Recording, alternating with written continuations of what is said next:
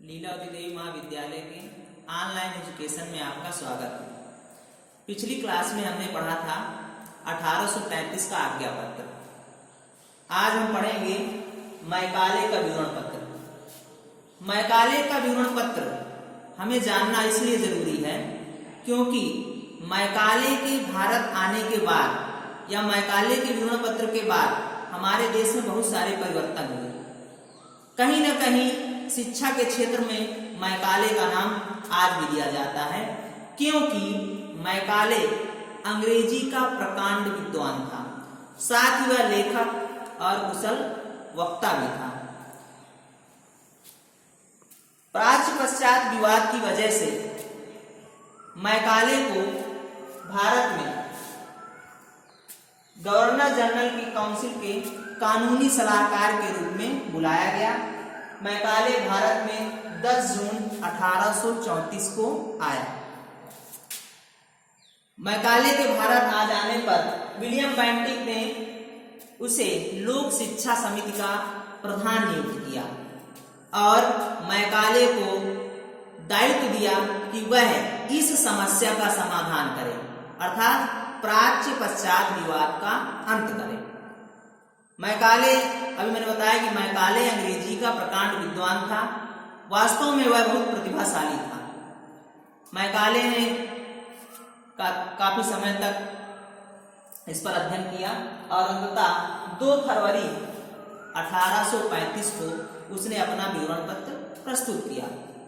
Macaulay ने अपने विवरण पत्र में बताया या उसने मुख्य जो सुझाव दिए वह ये है। पहला है, अंग्रेजी शासकों की भाषा है एवं उच्च वर्ग के भारतीय इसे बोलते हैं। अंग्रेजी के पक्ष में उसने सुझाव दिया पहला कि अंग्रेजी शासकों की भाषा है, मतलब जो भारत पर शासन कर रहे हैं उनकी भाषा है और उच्च वर्ग के लोग भी अंग्रेजी बोलते हैं। दूसरा उसने सुझाव दिया कि भारतवासी अंग्रेजी पढ़ने के इच्छुक हैं, ना कि अरबी, फारसी और संस्कृत, क्योंकि अरबी, फारसी और संस्कृत उससे पहले हमारे देश में शिक्षण का माध्यम थे। मैकाले ने कहा कि अब लोग अंग्रेजी पढ़ना चाहते हैं, प्राचीन भारतीय भाषाओं को नहीं। इसके बाद उसने कहा कि प्राच्य शिक्षा संस्थाओं को आर्थिक सहायता देनी पड़ती है, बल्कि जो अंग्रेजी के स्कूल हैं वे उनमें बालक शुल्क देने के लिए तैयार हैं, मतलब अंग्रेजी जो पढ़ना चाहते हैं वह शुल्क देकर अंग्रेजी पढ़ना चाहते हैं। उसके बाद उन्होंने मैकाले ने बताया कि 1813 के आज्ञा पत्र में जो विद्वान, विज्ञान और साहित्य की बात की गई है वह अंग्रेजी के विद्वानों के लिए है, अंग्रेजी साहित्य के लिए है और अंग्रेजी भाषा के प्रोत्साहन के लिए वह धनराशि खर्च की जानी चाहिए। इस प्रकार मैकाले के भारत आने पर प्राच्य पश्चात विवाद का अंत तो नहीं हुआ, किंतु अंग्रेजी शिक्षा को बढ़ावा जरूर मिल गया। इसलिए मैकाले को जानना ज्यादा जरूरी है।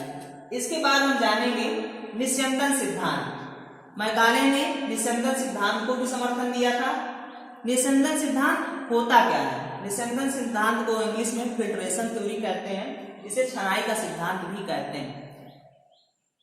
प्राचीन, मतलब पहले के प्राच्य समय के जो यूरोपीय शासक यहाँ पर आए थे उनका मानना था, उन विद्वानों का मानना था कि जिस प्रकार हिमालय से छोटी छोटी धाराएं बहती हैं और मैदान में आकर विस्तृत रूप धारण कर लेती हैं, उसी प्रकार से यदि भारत में जो उच्च वर्ग हैं, जो जमींदार हैं, उनको यदि शिक्षित कर दिया जाए तो वहां से शिक्षा छन छन कर नीचे आ जाएगी, क्योंकि वह जानते थे कि भारत की जनसंख्या को ऐसे शिक्षित करना आसान नहीं है, उसके लिए ज्यादा बजट की या ज्यादा व्यवस्था की जरूरत है, आर्थिक सहायता की जरूरत है, उतना संभव नहीं था। इसलिए वह यह चाहते थे कि ऊपर के जो मुख्य सम्भ्रांत वर्ग हैं उनको शिक्षित कर दिया जाए, उनको और शिक्षा अपने आप नीचे तक पहुंच जाएगी, नीचे तबले तक पहुंच जाएगी, क्योंकि उनके संपर्क में सभी लोग आते रहेंगे।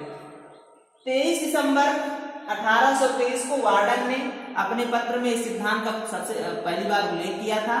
बाद में मैकाले ने इस सिद्धांत को समर्थन दिया, जिससे निषेधन सिद्धांत कहते हैं। अब हम जानेंगे प्राच्य पश्चात विवाद का अंत। प्राच्य पश्चात विवाद का अंत कैसे हुआ? ऑकलैंड के विवरण पत्र द्वारा। ऑकलैंड ने अपना विवरण पत्र 24 नवंबर 1839 को प्रस्तुत किया और उस विवरण के पत्र के द्वारा प्राच्य पश्चात विवाद का अंत हो गया। ऐसा क्या था उनके पत्र में जिससे इस विवाद का अंत हुआ? तो उन्होंने अपने पत्र में कहा कि प्राच्य और प्राच्य शिक्षा को भी बढ़ावा दिया जाना चाहिए, उनके जो छात्र हैं उनको भी छात्रवृत्तियां दी जानी चाहिए, उनके जो विद्यालय हैं उन्हें भी आर्थिक सहायता दी जानी चाहिए। इस प्रकार विभिन्न बातों की वजह से और जो 1 लाख रुपए की धनराशि थी उसमें मामूली वृद्धि कर देने मात्र से यह विवाद अंत हो गया। इस विवाद के अंत से 31,000 रुपए खजाने पर अधिक खर्च करने पड़े, राजकोष पर अधिक भार पड़ा 31,000 का, किंतु यह विवाद आसानी से खत्म हो गया। अब हम पढ़ेंगे वुड का घोषणा पत्र 19 जुलाई 1854। वुड का घोषणा पत्र भारत की शिक्षा के लिए बहुत महत्वपूर्ण है। इसे मैग्ना कार्टा भी कहते हैं, मतलब कि यह एक प्रकार से भारतीय शिक्षा के लिए बहुत ही अहम था। उन्होंने अपने पत्र में जो मुख्य सिफारिशें दी थी, पहली थी शिक्षा का माध्यम अंग्रेजी व क्षेत्रीय भाषाएं। वुड ने अपने घोषणा पत्र में शिक्षा का माध्यम अंग्रेजी और क्षेत्रीय भाषाओं को रखा। जो बालक पढ़ना चाहते थे अब वह अंग्रेजी और क्षेत्रीय भाषाओं में पढ़ सकते थे। दूसरा, उन्होंने सहायता अनुदान प्रणाली लागू की। उन्होंने कहा कि विद्यालयों को सहायता दी जानी चाहिए, आर्थिक सहायता दी जानी चाहिए, जिससे वह संस्थाएं संचालित हो सके।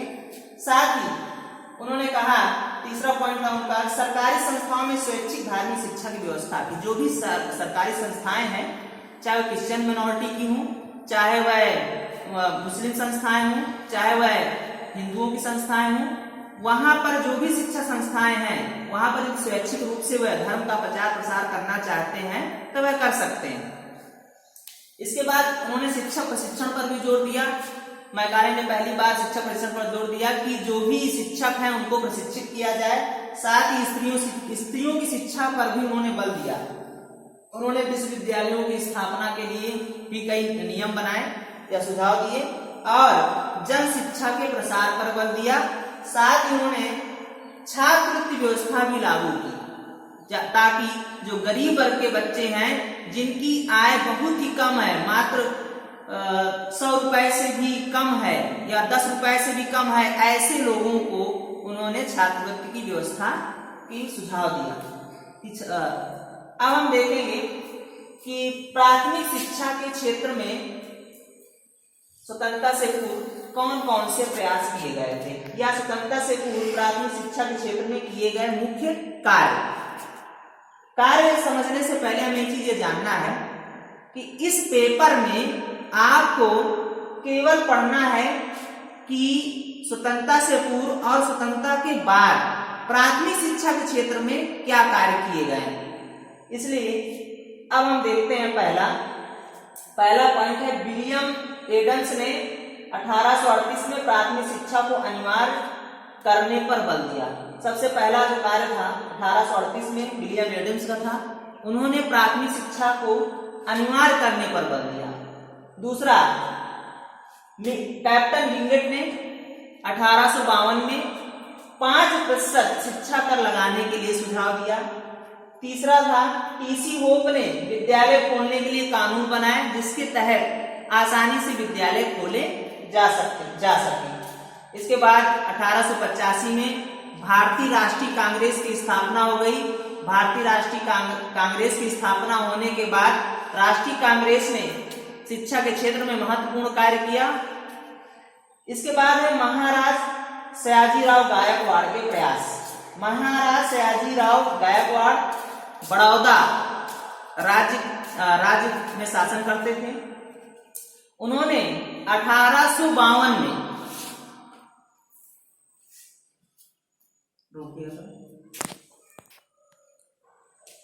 महाराज सयाजीराव गायकवाड़ ने अपने राज्य में अमरेली नामक ग्राम सभा के 9 गांवों में पहली बार निःशुल्क एवं अनिवार्य शिक्षा लागू करने का प्रयास किया। शिक्षा लागू की गई और शिक्षा पर निरंतर ध्यान दिया गया और उनका प्रयास सफल हुआ। इसके बाद 1906 में उन्होंने एक अधिनियम बनाकर पूरे बड़ौदा राज्य में निःशुल्क एवं अनिवार्य शिक्षा लागू कर दिया। तो महाराज सियाजीराव गायकवाड़ का प्राथमिक शिक्षा के क्षेत्र में यह सबसे बड़ा प्रयास था कि पहली बार पूरे राज्य में निःशुल्क एवं अनिवार्य शिक्षा पूरी तरह से लागू की गई, जो 10 वर्ष तक के बालकों के लिए थी। इसके बाद गोपाल कृष्ण गोखले का प्रस्ताव।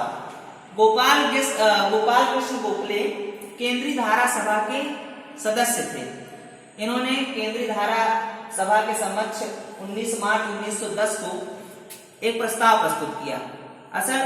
वास्तव में गोपाल कृष्ण गोखले महाराज सियाजीराव गायकवाड़ से बहुत प्रभावित थे। उनका मानना था कि एक छोटी सी रियासत का राजा यदि अपने राज्य में शिक्षा को अनिवार्य और निःशुल्क रूप से लागू कर सकता है, तो इतनी बड़ी स्टेट या ब्रिटिश साम्राज्य जो इतने देशों में शासन कर रहा है, वह भारत की शिक्षा के लिए क्यों नहीं प्रयास कर सकता या क्यों नहीं वह उसे लागू कर सकता। उन्होंने केंद्रीय धारा सभा के समक्ष अपना प्रस्ताव प्रस्तुत किया। उन्होंने उस प्रस्ताव में 6 से 10 वर्ष के बालकों को निःशुल्क एवं अनिवार्य शिक्षा लागू करने के लिए, उनकी शिक्षा को अनिवार्य करने के लिए बल दिया। इसके बाद गोखले का प्राथमिक शिक्षा संबंधी विधेयक। जब 19 मार्च 1910 को उन्होंने अपना प्रस्ताव केंद्रीय धारा सभा के समक्ष प्रस्तुत किया गया, तो उस समय तो वह प्रस्ताव माना गया, किंतु उसे लागू नहीं किया गया। उस पर कोई कार्यवाही ना होते देखकर गोपाल कृष्ण गोखले ने 16 मार्च 1911 को इस पर एक विधेयक लाने का प्रयास किया।